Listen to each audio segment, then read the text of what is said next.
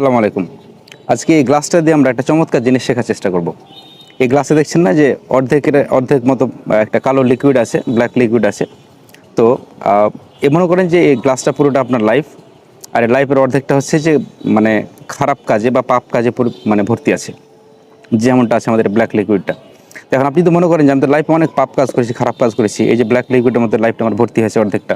তো আমি কি এখন কি ভালো কাজ করে নিজেকে শুধরাতে পারবো? আমার তো খারাপ কাজগুলো থেকে যাবে।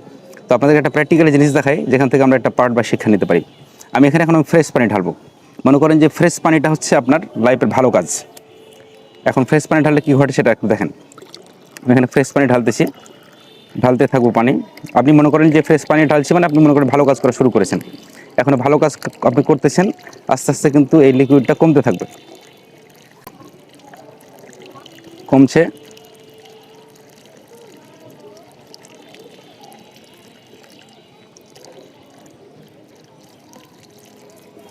এবং আপনি এখন দেখেন যে পুরো গ্লাসটা কিন্তু এখন ফ্রেশ পানিতে পরিপূর্ণ হয়ে গেছে। তো আমাদের লাইফটা অনেকটা এরকম, আমরা লাইফে অনেক খারাপ কাজ করে থাকি, পাপ করে থাকি।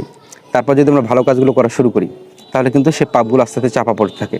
এবং একটা পর্যায়ে যখন আপনি কন্টিনিউয়াসলি ভালো কাজ করতে থাকবেন, তখন হয়তো আল্লাহ আপনাকে ক্ষমা করে দেবেন। আপনি আল্লাহর কাছে তওবা করেন, ক্ষমা চান, আন্তরিকভাবে ক্ষমা চান, ভবিষ্যতে সেরকম পাপ না করার অঙ্গীকার করেন, তাহলে দেখা যাচ্ছে যে আপনার লাইফের সে খারাপ কাজগুলো একসময় হয়তো হারিয়ে যাবে। পুরোটা আপনি এই গ্লাসের মতো ফ্রেশ পানিতে বা ফ্রেশ জীবনে একটা পরিপূর্ণ মানুষ হতে পারবেন। আল্লাহ তাআলা সবাই আমাদেরকে ভালো হওয়ার তৌফিক দান করুক। Bye bye.